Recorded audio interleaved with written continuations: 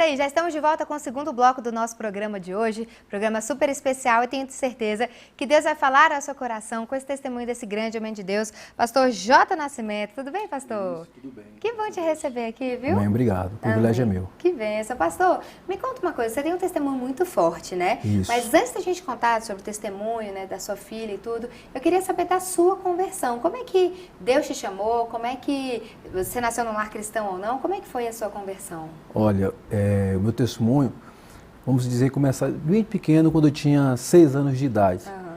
Quando minha mãe me trouxe para Brasília, eu tinha 2 meses, né, em ano de 80, e minha avó era racista, preconceituosa, não tinha aceitado o casamento da minha mãe com meu pai, que na época era negro. E quando foi no ano de 86, minha mãe resolveu trazer meus irmãos do Nordeste para morar junto com a gente.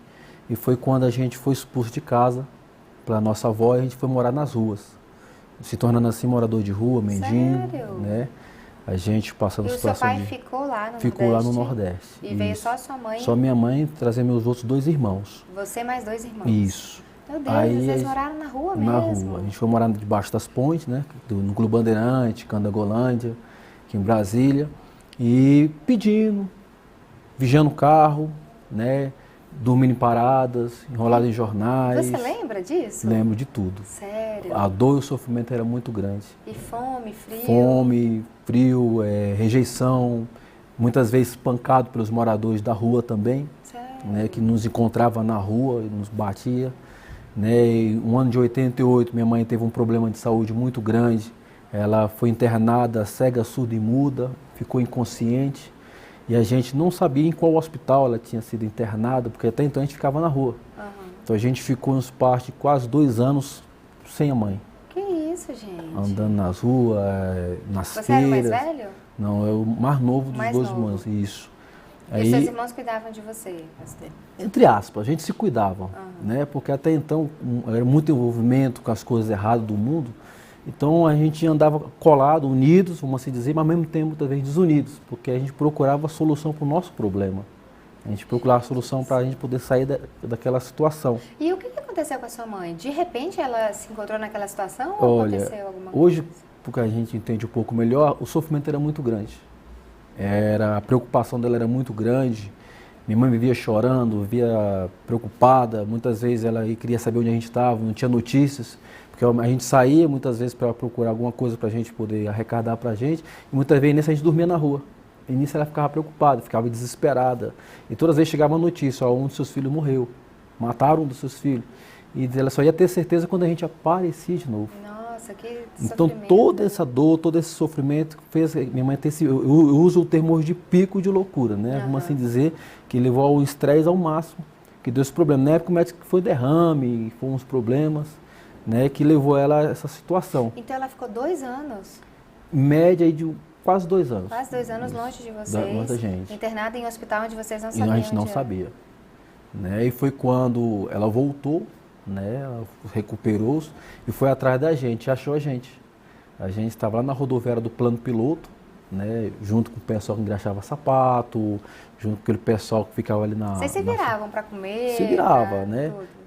Muitas vezes cometíamos furtos, pequenos furtos para poder comer. Eu e meu irmão, eu tenho um irmão chamado Gidelso, que eu e ele, a gente fazia uma parceria, inclusive eu gosto até de contar isso. Uma vez a gente foi para uma pizzaria chamada Ígolos, no Clube Bandeirante, e a gente fez um acordo com o garçom para ele nos dar aquela lixeirinha de banheiro. Sei. A gente tinha dado a lixeirinha para o garçom e a gente tinha falado, olha, garçom, todo o resto de pizza, todo o resto de comida, coloca aí dentro dessa lixeirinha. Ao invés de jogar no lixo. Ao invés de jogar no lixo, para que a gente pudesse, no final do dia, a gente comer. Então, numa dessas vezes, aconteceu... Se não me engano, foi até em 89, foi até no dia do Natal de 89, estava eu e meu irmão a gente sentado esperando o último casal acabar de se alimentar para a gente pegar a lixeira. Aí foi quando a mulher que estava lá levantou, foi lá onde a gente estava e começou a xingar a gente. A gente começou a mandar, sai daqui cachorro, vocês estão fedendo, chama a gente de porco, chama a gente de tudo quanto foi nome.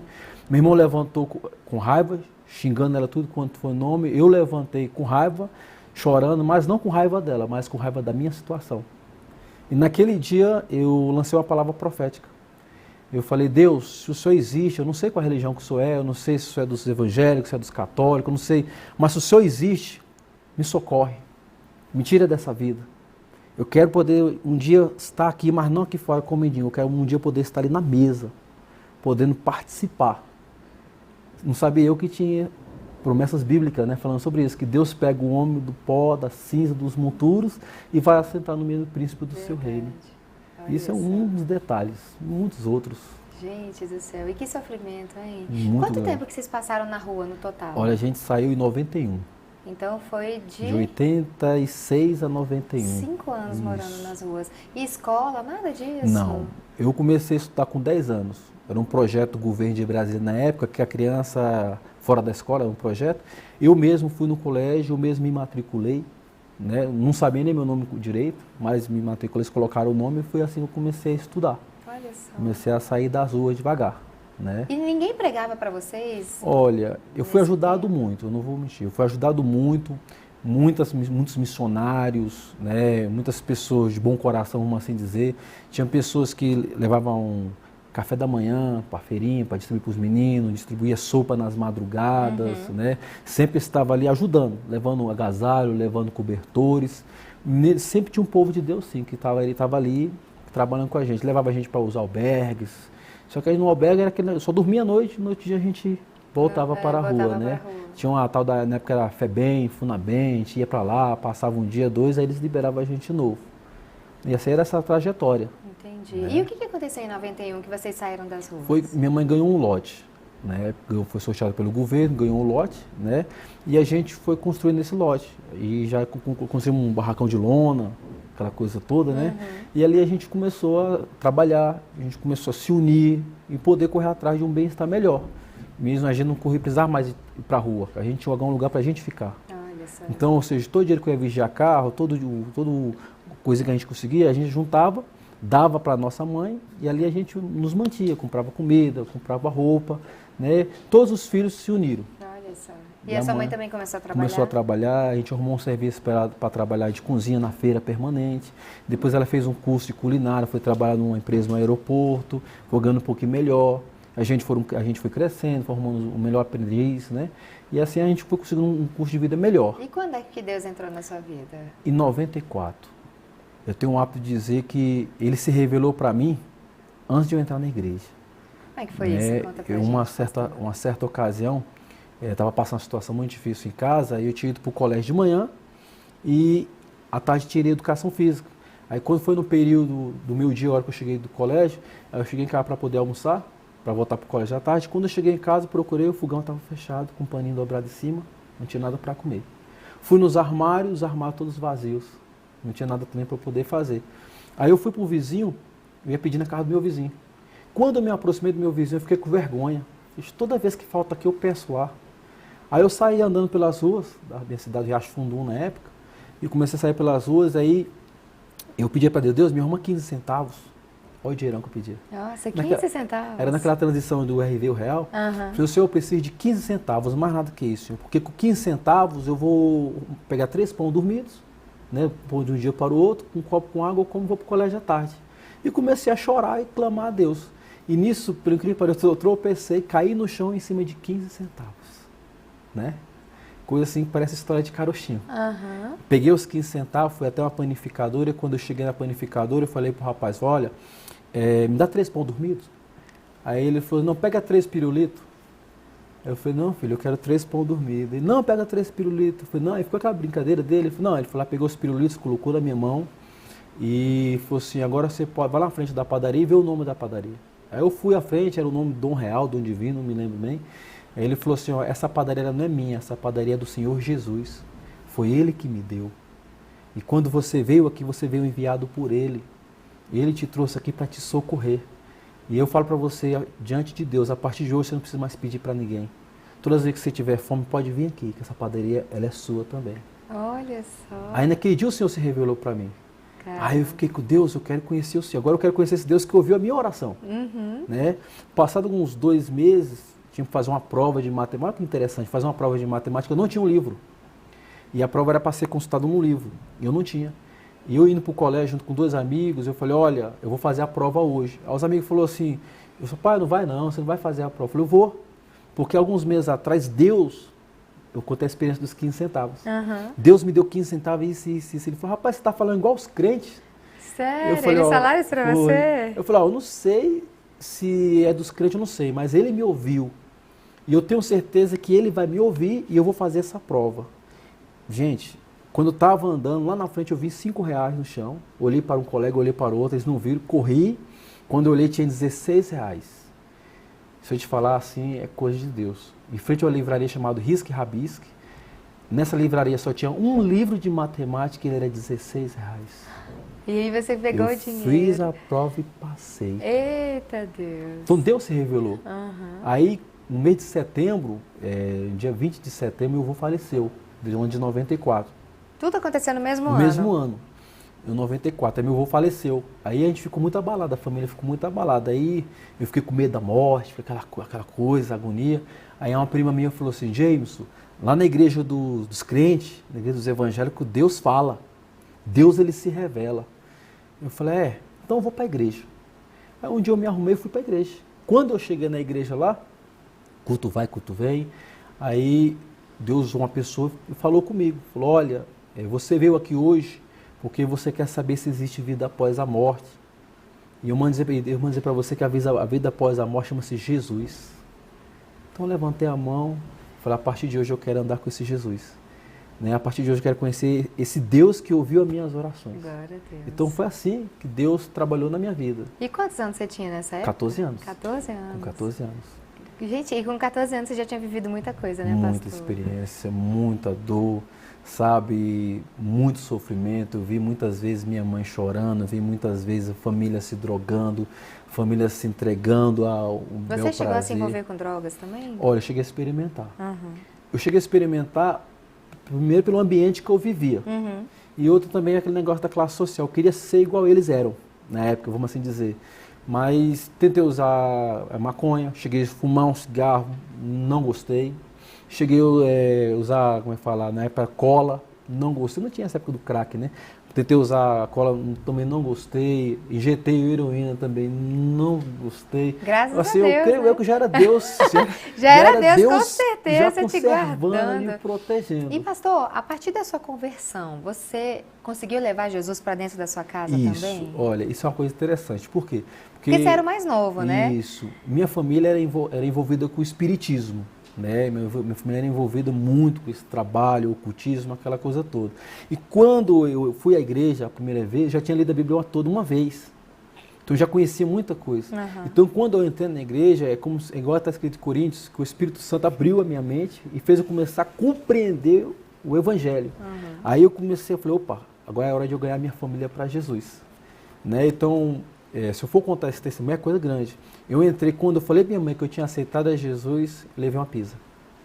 Você apanhou? Foi, porque ela não queria ninguém que fosse crente em casa. Levei uma pisa em casa, aí quando os meus irmãos mais velhos chegaram em casa, me deram outra pisa e tentaram me expulsar. Eles falaram, você tem que escolher, ou você fica crente, serve a esse Jesus, ou você quer a sua família. Eu falei, eu quero Jesus. Aí foi quando minha mãe levou aquele baque. Ela falou assim, mas como assim você quer esse Jesus? Eu falei assim, porque eu sei que Ele ouviu minhas orações, Ele nos tirou das situações que a gente vivia e eu tenho certeza que Ele tem situação melhor para a gente. E eu começava a evangelizar. Todos os dias eu evangelizava, eu prestava muita atenção nos cultos, anotava as pregações que eram ditas e nisso eu levava para dentro de casa. E levando essas palavras, pregando, foi onde Jesus começou a trabalhar. Eles não te expulsaram de casa? No primeiro dia, não. Uhum. Mas, eu tanto insistir, começar a pregar, ler Bíblia, chegou o dia que minha mãe desligava a porte, porque eu ficava lendo a Bíblia de madrugada. Ela desligava o porte para eu não ler Bíblia. Aí, como eu começava a pregar, falava que eu era lunático ou fanático, um doido. Uhum. Aí chegou com mais ou menos 4 meses que eu estava já servindo a Jesus, minha mãe falou assim, não, a partir de hoje, ou sua família ou a igreja. Eu falei, prefiro Jesus. Ela falou, arrumou minhas coisas, me expulsou de casa. Aí eu peguei meus utensílios, minhas roupas, minhas coisas, fui lá para casa do meu pastor. Quando chegou lá, pastor, não, irmão, você não pode sair de casa, não é assim, não sei o que. Eu falei, mas eles não querem que eu fique com Jesus, pastor. E eu não vou largar Jesus por causa da minha família. Eu aprendi que eu tenho que amar a Deus acima do meu pai, acima da minha mãe, acima dos meus irmãos. Se eles não querem, eu não posso fazer nada. Se o senhor não me quiser aqui, eu vou para a rua, mas eu vou com Jesus. Eita, né? Deus. Aí o pastor me abrigou. na casa dele por um espaço de um mês e meio, e foi um período também que ele começou a ir na minha casa, visitar minha mãe, tentar conversar, explicar que era melhor um filho na igreja, crente, religioso, do que no mundo, usando drogas, se prostituindo, etc. Né? E minha mãe falou, de novo abriu as portas, me aceitou dentro de casa, né? E ela começou a ver Deus me usar. Como eu gosto muito de orar, gosto muito de interceder pelas pessoas, então ainda muito novo, ela começou a ver eu orar pelas pessoas e manifestar demônios. Ela viu Ela isso. viu, ela falou, como que você faz isso? Eu falei, isso é o poder de Jesus. É o poder do nome de Jesus. E como a família mexia com o espiritismo, ela ficava com medo. Então tinha uma pessoa que era a pessoa que recebia as entidades dentro do meu lar. Então teve um dia que a gente se encontrou, eu e essa pessoa. E aí? E na hora que essa pessoa foi buscar as entidades, puxar lá, rezar, aí baixou uma. Aí ele foi falar o nome da entidade. Na hora que eu falei, não aceita aqui, você vai sair em nome de Jesus. Aí minha mãe falou assim, se o teu Jesus é poderoso, então manda sair agora. Sua mãe falou Foi, isso? tipo assim, como se fosse, colocou num debate, uma briga, um desafio, uma prova. E eu falei, o meu Jesus é mais forte. E repreendi, falei, olha demônio, a partir de hoje você não entra mais dentro da minha casa. Eu te repreendo pelo poder do nome de Jesus. E ela foi liberta naquele dia. Aí minha mãe falou assim, como que pode? Aí foi interrogar ela, brincar, mas a entidade veio, meu filho expulsou. Ela falou, não, mas ele expulsou porque a entidade respeita. Tentou tipo, lubridiar a minha mãe. Mas aquela mulher, resumindo, aquela mulher acabou aceitando a Jesus também. Sério? Glória a Deus, que bênção. Aí foi onde minha mãe viu o poder de Deus. O poder de Deus. Aí no ano de 95 ela aceitou a Jesus, junto com meus 2 irmãos aceitaram a Jesus, né? Nasceram outros irmãos. Hoje nós somos 3 pastores, minha mãe que é missionária, meus irmãos que são missionária, que bênção. Inclusive meu irmão já esteve até aqui também gravando um testemunho, né? Músico junto com o Gladys, né? O Sucesso, o pastor, né? Que era o Thiago Mariano, o Thiago Laco, tocando violão e cantando. E foi assim que Deus nos tirou da rua, nos transformou. Que bênção, hein, pastor? Gente, eu estou impressionada, gente, com esse testemunho. É algo muito forte, né? Quando Deus realmente entra nas nossas vidas e muda realmente a nossa história, né, pastor? Isso. E eu queria te pedir uma coisa, que você deixasse uma palavra para quem está em casa hoje, sabe, pastor? Hoje a gente está, né, pertinho da Páscoa e muitas pessoas não sabem o significado da Páscoa, né? Muitas pessoas misturam muitas coisas, né? E coelho com chocolate, né, com tudo. Mas a Páscoa ela tem um verdadeiro significado. E eu queria que o senhor deixasse, né, uma palavra de esperança para o coração das pessoas, de que Jesus ele não está morto, né? Ele ressuscitou. E a mesma transformação que ele fez na sua vida, porque ele te tirou literalmente, né, de uma vida totalmente torta, né, e que tinha tudo para você ser hoje um revoltado, um rebelde, para ter ido por outro caminho, e Deus, ele te chamou, né, pastor? Então, o que você teria a dizer hoje para as pessoas que estão em casa? Olha para essa câmera aqui e fala com ela. Eu gosto de falar o seguinte, primeiro a gente tem que entender o sacrifício da cruz, né? Eu falo para as pessoas em casa que quando, lá no Êxodo, quando mataram o cordeiro, sacrificaram o cordeiro, eles pegaram o sangue do cordeiro e ungiram os umbrais da porta. E no dia que Deus iria tirar o povo do Egito, iria passar um espírito da morte, e esse espírito da morte ia passar por cima das casas e entrar nas casas. E toda casa que fosse marcada com sangue do cordeiro, o espírito da morte ia passar por cima, ia pular por cima. Então, o passar por cima, o saltar por cima, no hebraico quer dizer Páscoa. É o dia da libertação, é o dia da vitória. Então, quando Jesus morreu na cruz do Calvário, ele morreu como cordeiro e derramou o seu sangue para nos marcar, para nos dar libertação, para nos dar livramento. Então hoje eu o chamo para isso, para que as pessoas venham entregar suas vidas para Jesus, venham entregar suas vidas ao Senhor e permitir que o sangue do Cordeiro venha te marcar, que o Espírito Santo de Deus venha te marcar, para quê? Para que quando venha o espírito da morte, venha as entidades, venha as rebeliões do mundo, não venha te tocar. Por quê? Porque você vai estar marcado com Cristo, você vai estar marcado com o sangue do Cordeiro. Então, ou seja, a sua Páscoa vai estar debaixo do sangue de Cristo, a sua Páscoa vai estar debaixo da marca de Cristo. Então eu te convido a você receber essa marca, eu te convido a você se permitir o Senhor te marcar para que você venha estar liberto, para que você venha estar livre desse mundo. Porque naquela época o espírito da morte vinha e passava. Hoje o espírito da morte ele entra, ele esbagaça, ele destrói famílias, ele acaba casamento, ele tira a vida de jovens. Mas quando você está com a marca do Cordeiro, quando você está marcado, selado com o Senhor, ele não te toca. Amém. Porque o Senhor te protege. Amém. E Ele protege as nossas casas, as nossas Exatamente. vidas, né? Pastor, você tem um testemunho muito forte para contar para a gente também de uma restauração, né, da cura que a sua filha teve, né? Isso. Conta pra gente um pouquinho Foi sobre no meio isso. do maio do ano passado. Aham. A minha filha, eu estava trabalhando, né? E o telefone toca e falou, olha, a sua filha passou mal. Ela foi levada às pressas para o hospital. E eu não podia sair da empresa, porque eu sou o vendedor principal no dia do sábado, a empresa lotada, eu não podia deixar. E fui para o hospital. Eu perguntei o que foi que está sentindo. Não, está sentindo dores na barriga, assim, assim, assado. Mas fica tranquilo. Ela foi só Você sentindo estava dor. falando com a sua esposa. Isso. Aham. Tô tranquilo. Beleza, eu fiquei no serviço. Depois de 2 horas, ela foi transferida para outro hospital. Porque o médico está suspeitando que ela está com um tumor na barriga. Porque ele fez alguns toques, fez alguns exames e está constando, mas está com a suspeita que seja isso. Eu tranquilo, eu fiquei assim meio chocado. Qual a idade dela? 12 anos. É 12 anos. Eu fiquei meio chocado, mas eu sou uma pessoa hoje que eu oro por curas. Sabe, eu tenho um trabalho de curas, maravilhas. Eu tenho uma página no Facebook chamado Madrugada da Humilhação, onde centenas de pessoas testemunham de maravilhas. E eu falei, não, o mesmo Deus que me usa para curar as pessoas, vai usar para curar minha filha. Amém. Né? E ela foi para o hospital, isso no sábado ainda.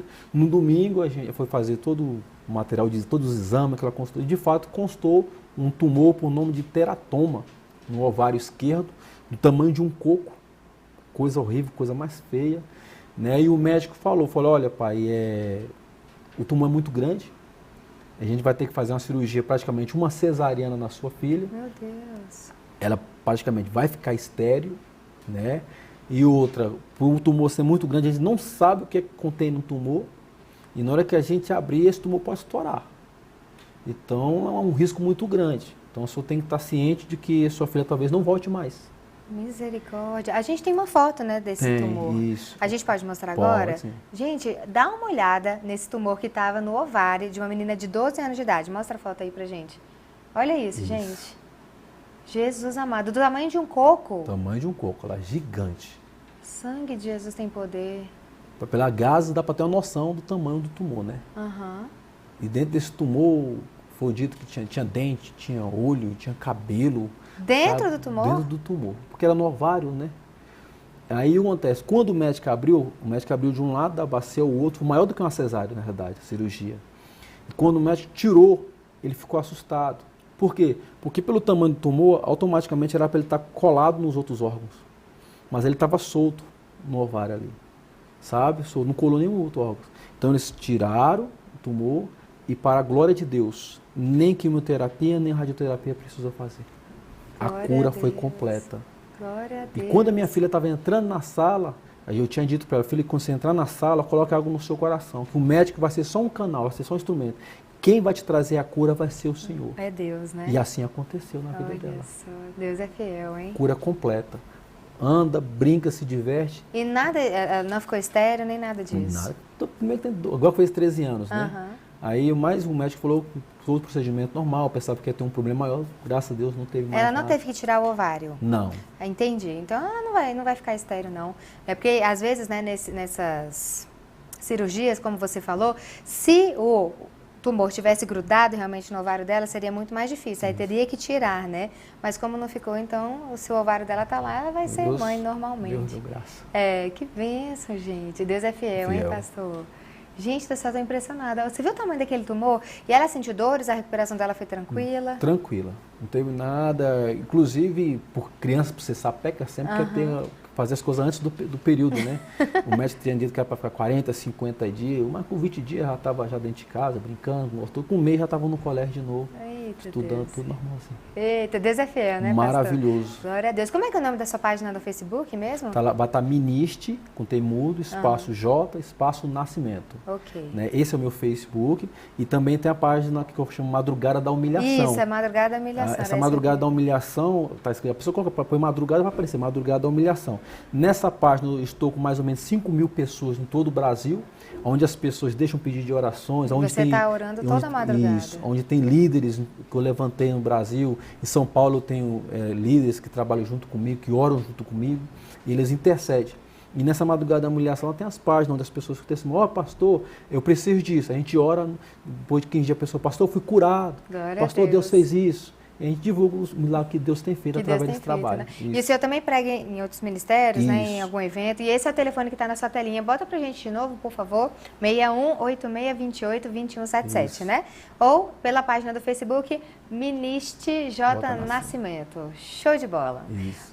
Pastor, muito obrigada por ter vindo. Que Deus abençoe a sua vida e continue te usando, né? Esse testemunho maravilhoso, tanto da sua vida, né, da restauração pessoal que Deus fez em você, na tua família, e também com esse testemunho tremendo da sua filha. Que bênção, né? Fico muito feliz. O agir de Deus é poderoso demais, Amém. Né, pastor? Agradeço essa oportunidade.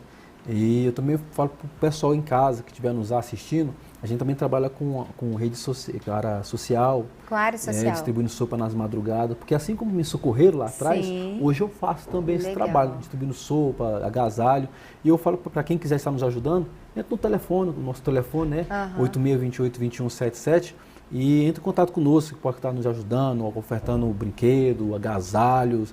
A gente vai estar passando também o número de conta para quem está nos ajudando, porque assim como Deus me resgatou, hoje eu luto para resgatar os jovens da rua. Com certeza, e é super necessário, né, esse trabalho. Glória a Deus. Mais uma vez, pastor J. Nascimento, muito obrigada. Amém. Deus abençoe a sua vida, amém? Amém. Obrigado. Glória a Deus. Que bênção, hein, gente? Testemunho poderoso aí para você, para abençoar a sua vida. A gente vai agora para um rápido intervalo e volta daqui a pouquinho orando com você. Não sai daí, não.